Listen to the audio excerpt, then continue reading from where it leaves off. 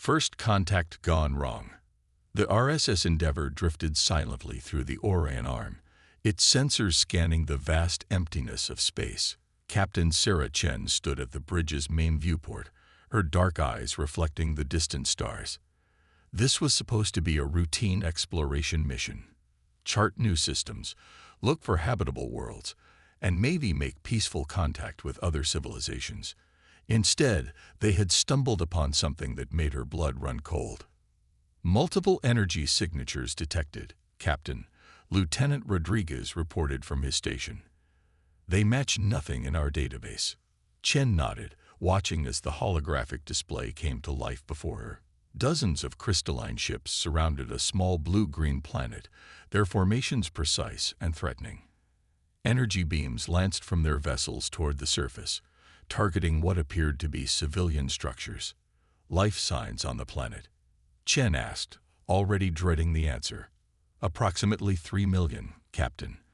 Primarily concentrated in 7 major population centers.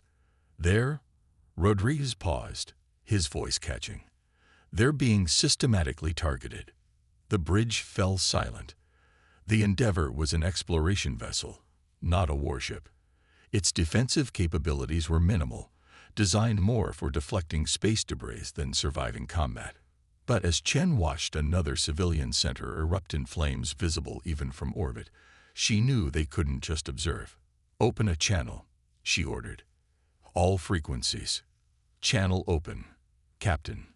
Chen straightened her uniform, her voice steady despite the anger burning in her chest. This is Captain Sarah Chen of the Republic Spaceship Endeavour. You are conducting an unprovoked attack on a civilian population. Cease fire immediately and withdraw from this system. The response came in the form of a haunting crystalline voice that seemed to resonate through the ship's speakers. This is Hierarch Vatal of the Crystal Concordat. Your presence is noted. Primitive species. Depart immediately or be destroyed. The luminary refused to join our perfect order. They must be cleansed. Chen's jaw tightened. The Endeavour's sensors showed the luminary were a pre-spaceflight civilization, barely into their industrial age. This wasn't warfare. It was genocide. Senior staff to the conference room, she ordered. We need options. Minutes later, Chen sat at the head of the conference table, surrounded by her command crew.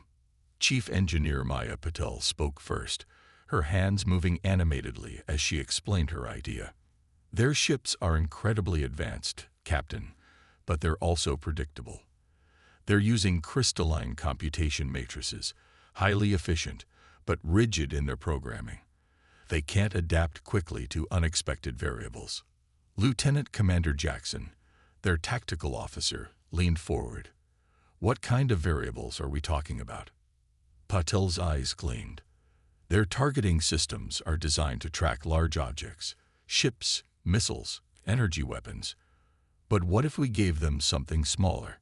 Something their rigid programming never considered a threat. We're listening, Chen said, feeling the first spark of hope since they'd arrived in the system. We modify our survey probes, Patel explained.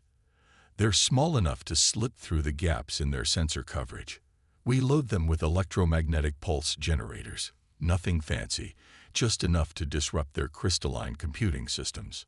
Their ships might be advanced, but they've never had to defend against something so primitive. Chen studied the schematics Patel had pulled up. The plan was audacious, perhaps even insane. They had only 20 survey probes, and modifying them would void every safety protocol in the book. But as another explosion bloomed on the planet's surface, she knew they had to try. How long to modify the probes? 2 hours, Captain. Maybe less if I can get additional hands from the science department. Chen nodded. You have 1 hour. Lieutenant Rodriguez, contact the luminary. Let's see if we can warn them to take shelter. Commander Jackson, I want every scrap of data we have on those crystalline ships. If we're going to do this, we do it right. As her crew rushed to their tasks, Chen returned to the bridge viewport. The Crystal Concordat ships hung in space like perfect geometric shapes, their formations never wavering. They were beautiful in their way, she thought, but their rigidity would be their undoing. They had never encountered humans before, never faced a species that turned limitations into advantages, that saw rules as guidelines rather than absolutes. Primitive species, indeed. Chen murmured, a grim smile crossing her face. It was time to show the Crystal Concordat why humanity had survived every challenge it had ever faced, not through perfect order, but through perfect adaptability. The next hour would prove that sometimes the most effective weapon isn't the most advanced. It's the one your enemy never sees coming.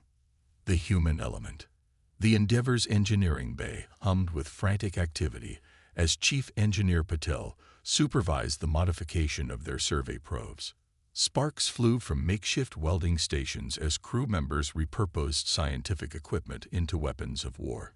It wasn't pretty, but it didn't need to be. It just needed to work. EMP generators are stable, Patel reported, her fingers dancing across a diagnostic panel. We've managed to boost the output by routing power through the probe's original sensor arrays. They'll only get one shot each, but it should be enough to overload their crystalline systems. Captain Chen watched as the modified probes were loaded into the launch tubes. They looked almost comical, sleek scientific instruments now bristling with jury-rigged components. But that was humanity's greatest strength, the ability to improvise, to take something designed for one purpose and reimagine it for another. Crystal Concordat vessels are shifting formation, Rodriguez announced over the comm. They're moving to surround us. They've probably figured out we're not leaving, Jackson added from tactical. But they still think we're just an exploration vessel. Their scans show no conventional weapons. Chen smiled. And that's exactly what we want them to think. Status of the Luminary evacuations. Ground authorities have moved most civilians into underground shelters, Rodriguez replied. They're scared, but they're fighting back in their own way. Their industrial facilities are pumping out smoke and debris, making it harder for the Concordat to target specific locations. Smart, Chen nodded. They're already learning to adapt. Are the probes ready? As ready as they'll ever be, Patel confirmed. But Captain, we'll need to get much closer for this to work. The probe's propulsion systems weren't designed for combat maneuvers. Chen studied the tactical display. The Crystal Concordat ships were arranging themselves in a perfect geometric pattern, beautiful, efficient, and utterly predictable. Their crystalline computing systems would be calculating trajectories based on known weapons capabilities, preparing for energy weapons or missile attacks that the Endeavour couldn't actually launch. Lieutenant Rodriguez, plot us a course through their formation. Not around. Through. The bridge crew exchanged glances. It was suicide by any conventional standard, but this wasn't a conventional battle. They'll think we're attempting to flee, Jackson realized, catching on to Chen's plan. Their formation is designed to trap and destroy ships trying to escape. They'll tighten their net around us, bringing them exactly where we want them, Chen finished, putting multiple ships within range of our probes. Engineering. What's the minimum safe distance for probe deployment? 5 kilometers, Patel replied. Any closer, and we risk feedback from the EMPs affecting our own systems. Chen nodded grimly. Then that's our margin for error. All hands, prepare for extreme maneuvers. Medical bay, stand by for potential casualties. This is going to get rough. The Endeavour's engines hummed to life as they began their approach. On the tactical display, the Crystal Concordat ships began to move, their formation shifting to create an elaborate trap. Their movements were precise, calculated, perfect, and that would be their downfall. They're charging weapons, Jackson reported. Multiple targeting locks detected. Hold course, Chen ordered. Let them think they've got us. Engineering, prepare to launch probes on my mark. The first energy beams lanced out from the crystalline ships, their targeting computers predicting where the Endeavour should be based on standard evasive patterns. But Chen had studied footage of their attacks on the planet. She knew their limitations. Helm, random course changes. No pattern, no logic, I want pure human intuition. The Endeavour danced through space, its movements erratic and unpredictable. Crystal concordat beams sliced through empty void as their rigid targeting systems failed to adapt to the chaos of human improvisation. "We're inside their formation," Rodriguez announced. 5 ships within optimal range.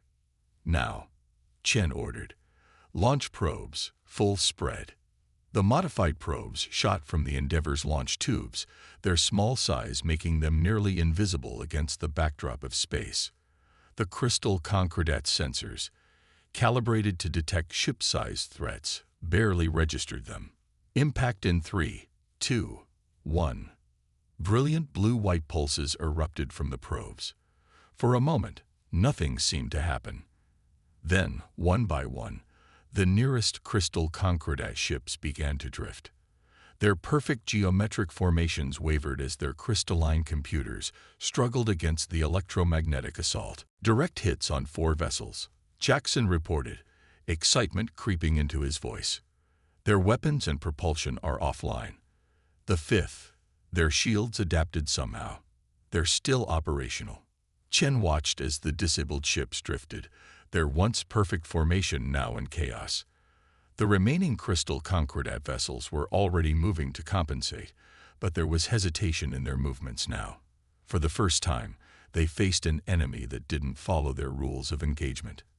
"Send a message to the hierarch," Chen ordered. "Tell them this was just a demonstration. We have 16 more probes, and now we know their shields can't stop them all. They have 1 hour to withdraw from this system, or we'll show them what else humanity can improvise." As the message was transmitted, Chen allowed herself a small smile. The crystal concordat had expected to face primitive weapons from a primitive species.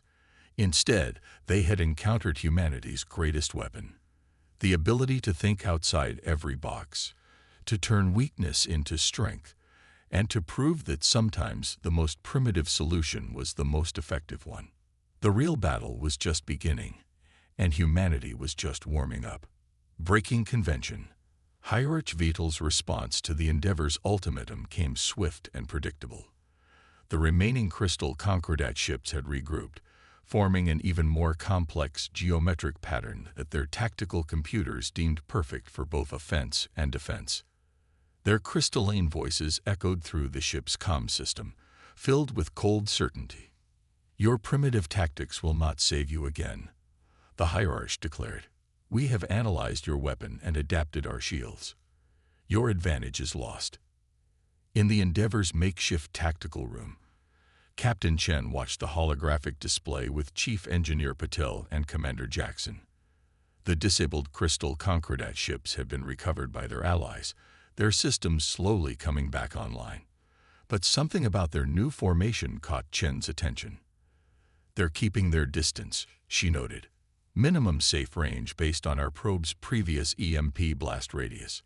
They think they've solved the puzzle." Patel nodded, her eyes gleaming with that particular spark that meant she had an idea. "They've adapted their shields to the exact frequency and power output of our first attack. Their crystalline computing is incredibly efficient at solving known problems, but terrible at anticipating new ones." Jackson finished. "Captain, remember what you said about humanity's greatest weapon. We're not just good at thinking outside the box, we're good at changing the entire game." Chen studied the tactical display, a plan forming. "Maya, those probes we modified, could we change their output? Give them something completely different to handle?" "The EMP generators are already pushed to their limits," Patel began, then stopped, her eyes widening. "But wait, we're thinking like them, trying to overcome their shields with brute force. What if we went the opposite direction?" She rushed to a console, pulling up schematics of their remaining probes. "Instead of one massive EMP pulse, we could reconfigure them to emit a constant stream of low-level electromagnetic noise. It wouldn't be enough to penetrate their shields directly, but their sensors would have to continuously adapt," Jackson caught on. "They'd be so focused on defending against another big hit, they wouldn't notice. The death by 1,000 cuts." Chen finished. "Maya, How fast can you make these modifications? 20 minutes for the first probe. Once we have the template, maybe 5 minutes each for the rest. Do it, Chen ordered. Commander Jackson, I want a new deployment strategy. They'll be expecting another direct assault. Let's give them something else to worry about. As her crew rushed to implement the new plan, Chen opened a channel to the Crystal Concordat. Hierarch Vatal, I couldn't help but notice you've adjusted your formation. Tell me, in all your centuries of warfare, has any species ever attacked you the same way twice? There was a pause before the response came. Your psychological warfare is as primitive as your technology, human. We have existed for millennia. We have perfected the art of war. Perfection, Chen mused, is often the enemy of survival. But please, maintain your perfect formation. It makes our job much easier. She cut the transmission before they could respond. In engineering, Paddle's team worked frantically to modify the remaining probes. Each one was now programmed to emit a different frequency of electromagnetic noise, creating a symphony of disruption that no single shield configuration could fully counter. First wave ready, Captain, Jackson reported. 6 probes, modified and loaded. Chen studied the Crystal Concordat's formation. They had arranged their ships in concentric rings, each layer's shields calibrated to defend against the specific type of EMP attack they had previously encountered. It was a perfect defense against the wrong threat. Launch probes, random dispersal pattern, Chen ordered. Let's see how their perfect formation handles a little chaos. The probes shot out from the Endeavor, but instead of heading directly for the Crystal Concordat ships, they began weaving erratic patterns through space. Each one emitted its unique frequency of electromagnetic noise, creating a web of interference that played havoc with the aliens' sensitive sensors. They're responding, Rodriguez reported from his station.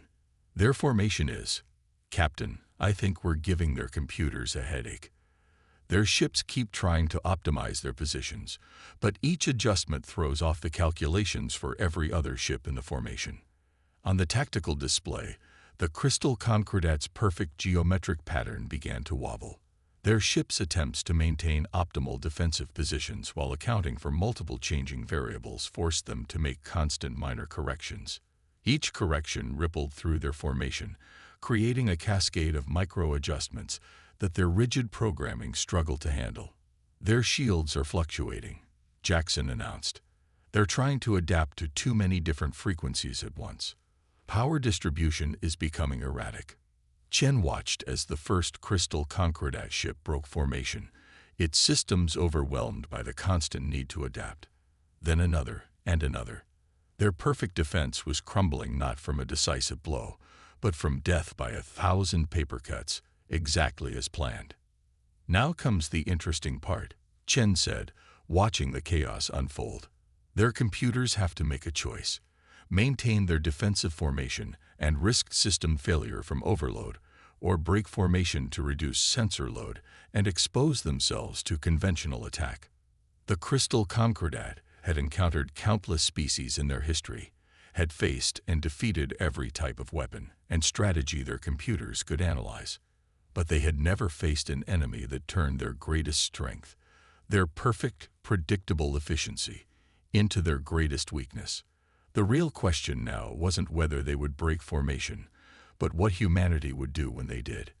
And Captain Chen already had an answer for that, one that would teach the Crystal Concordat that true perfection lies not in rigid adherence to rules, but in the ability to break them. Unity in adversity. The Crystal Concordat's perfect formation had devolved into chaos. Their ships moved erratically, each trying to find a position that would allow their systems to cope with the constant electromagnetic interference. But as Captain Chen watched the tactical display, she noticed something unexpected happening on the planet below. Captain, Rodriguez called out, excitement in his voice. I'm picking up unusual energy signatures from the surface. The luminary. They're not just hiding anymore. The holographic display shifted to show the planet's surface. The luminary, supposedly a pre-spaceflight civilization, had turned their industrial facilities into makeshift weapons. Enormous electromagnetic coils, hastily assembled from power plant equipment, were adding their own disrupting frequencies to the chaos created by the Endeavor's probes. They reversed engineer our tactic, Patel breathed, studying the readings. In hours, they saw what our probes were doing and adapted their own technology to match. Captain, these people aren't primitive. They're brilliant. Chen smiled. The luminary had been hiding their true capabilities, playing the role of a primitive civilization to avoid drawing attention. But now, inspired by humanity's example, they were revealing their true ingenuity. Message coming in from the surface, Rodriguez announced. Audio only. This is Elder Syra of the Luminary Council. A melodious voice filled the bridge. We have watched and learned from your tactics, humans. You showed us that sometimes the best defense is to break the rules our enemies expect us to follow. We request coordination of our efforts. Open a channel, Chen ordered. Elder Syra, this is Captain Chen. I believe we have much to learn from each other. What do you propose? The next few minutes were a crash course in luminary innovation. They had spent generations developing technology in secret, finding ways to advance without drawing the attention of species like the Crystal Concordat. Their industrial facilities weren't just factories. They were carefully disguised technological marvels. We can amplify your electromagnetic assault, Syra explained. Our planet's magnetic field can be temporarily modified to create a resonance effect, but we'll need precise timing. And a distraction, Chen added, an idea forming. Commander Jackson, how many of our probes are still configured for the original high-powered EMP burst? 4, Captain. The rest were modified for the interference pattern. Perfect. Maya, can we modify the remaining interference probes to sync with the luminary's magnetic field manipulators? Patel's fingers flew across her console. Better than that. If they can give us the right frequency, we can create a cascading resonance.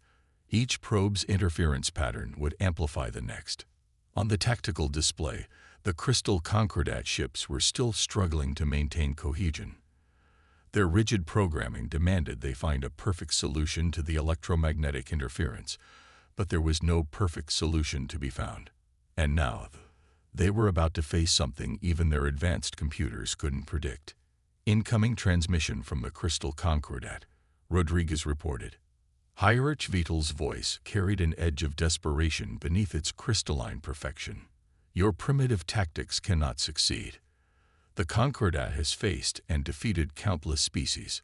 We cannot be overcome by such chaos. That's where you're wrong, Chen replied. You haven't faced countless species. You've faced countless variations of the same strategy. Species that tried to beat you at your own game, that tried to achieve your kind of perfection. But today you face something different. Species that embrace imperfection, that thrive in chaos. She turned to her crew. Begin synchronization with the luminary magnetic field generators. Prepare remaining EMP probes for targeted strike. Let's show them what different species can achieve when they work together. The Endeavor's probes began moving into new positions, their interference patterns shifting to match the frequencies being generated from the planet's surface.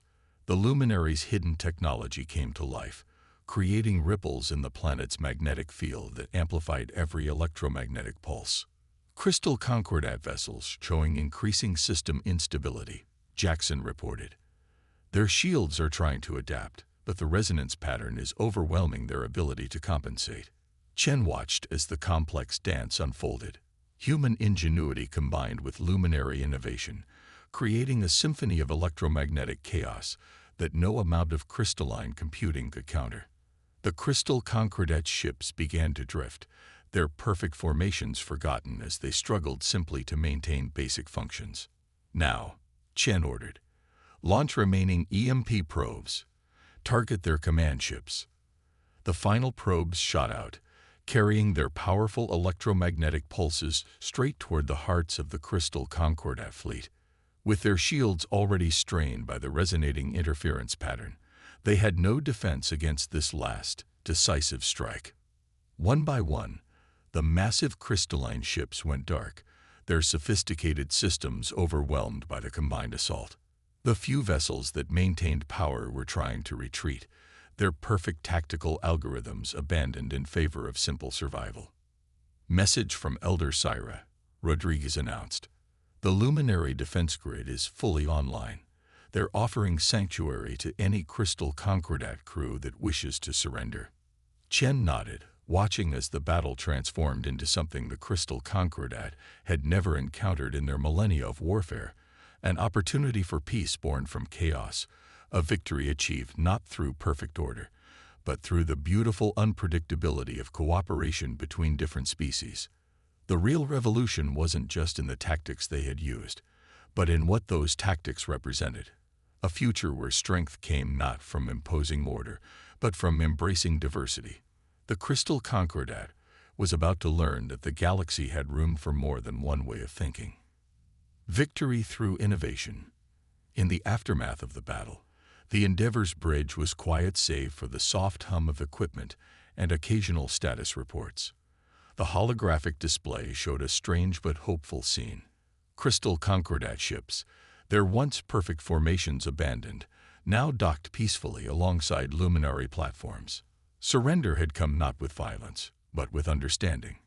Captain Chen stood before the main viewport, watching as shuttles ferried between ships and planet. Most carried Crystal Concordat crew members who had chosen to accept the Luminary's offer of sanctuary. Some carried diplomatic teams, working to forge something unprecedented. A peace treaty between crystalline perfection and organic chaos. Message from Hierarch Vatal, Rodriguez announced. He's requesting to come aboard. Says he wants to understand. Chen raised an eyebrow. After the battle, Vital's command ship had been one of the first to power down its weapons. Not out of defeat, the Hierarch had claimed, but out of fascination. Grant permission. Have Commander Jackson escort him to the conference room. Minutes later, Chen found herself facing the Hierarch. Vital's crystalline form caught the room's light, creating rainbow patterns on the walls. His movements were still precise, but there was something different in his posture, a willingness to learn that hadn't been there before. Your tactics, Vatal began, his crystalline voice softer than before. They defied every strategic principle we have developed over millennia. Our computers calculated thousands of possible responses, yet none predicted what you actually did. Because you were looking for perfection, Chen replied, for patterns and solutions that could be optimized. But humanity learned long ago that sometimes the best solution isn't the perfect one. It's the unexpected one. Yet it was not just your tactics, Vital continued. The Luminary, we had classified them as primitive, unworthy of inclusion in our perfect order. But they had simply chosen a different path. They advanced not through obvious displays of power, but through subtle innovation. Chief Engineer Patel, who had joined them, spoke up. That's the beauty of diversity in the galaxy. Every species finds its own way to solve problems. The Luminary chose to hide their advancement to avoid conflict. Humanity chose to explore rather than conquer. The Concordat chose to seek perfection. And in doing so, Vital acknowledged, we became rigid, predictable. We saw only one path to advancement. Our path. We never considered that imperfection itself might be a strength. The conference room's display showed the ongoing work on the planet's surface. Crystal Concordat engineers were working alongside Luminary technicians, their different approaches to technology creating solutions neither could have developed alone. Some were already studying the modified probes, finding ways to integrate organic adaptability with crystalline efficiency. We would propose an alliance, Vital said suddenly, not based on submission to perfect order, but on mutual exchange. Your species has shown us that there are gaps in our understanding, imperfections in our perfection. Chen smiled, and your technology and experience could help humanity avoid many mistakes as we expand into the galaxy. But any alliance would have to include the Luminary as equals. Their choice to develop differently doesn't make them less advanced. Agreed, Vital's crystalline form shifted, creating a pattern that Chen's cultural database identified as a gesture of respect. Perhaps that is the greatest lesson we have learned here. True perfection lies not in imposing order, but in finding harmony between different ways of thinking. As if to emphasize his point, a notification appeared on the conference room's display. The luminary had successfully integrated crystal concordat computing technology with their hidden industrial systems, creating a hybrid system that was neither purely ordered nor purely chaotic. It was something new, something that could only exist through cooperation. "Captain," Patul called out, studying the technical readouts. "You need to see this." The luminary and concordat engineers, they found a way to use our probe designs to create a new type of communication system. It uses controlled electromagnetic interference to carry data in ways our current technology can't match. Chen watched as more reports came in. All across the planet, former enemies were becoming partners in innovation. The crystal concordat's quest for perfection was being transformed into a search for perfect cooperation, while humanity's role as explorers had led them to broker a peace that would reshape this sector of space. "Your arrival here was random," Vital observed. "An exploration vessel happening upon our attack. Yet it has led to fundamental changes in how we view the galaxy." "That's the thing about humanity," Chen replied. "We don't believe in coincidences. Every challenge is an opportunity, every encounter a chance to learn and grow. We don't seek to impose our way of thinking on others. We seek to learn from them, to find new ways of solving problems together." As she looked out at the combined fleet, crystal concordat ships now peacefully docked alongside luminary platforms, with the Endeavour floating between them, Chen realized they had achieved something far greater than a military victory. They had shown that the greatest strength comes not from perfection or chaos, but from finding ways to bring different approaches together. The galaxy was vast, filled with species that thought and developed in countless different ways. Today had proven that those differences weren't obstacles to be overcome. They were opportunities to be embraced. And humanity, with its unique blend of innovation, adaptability, and respect for diversity, was perfectly positioned to help forge those connections.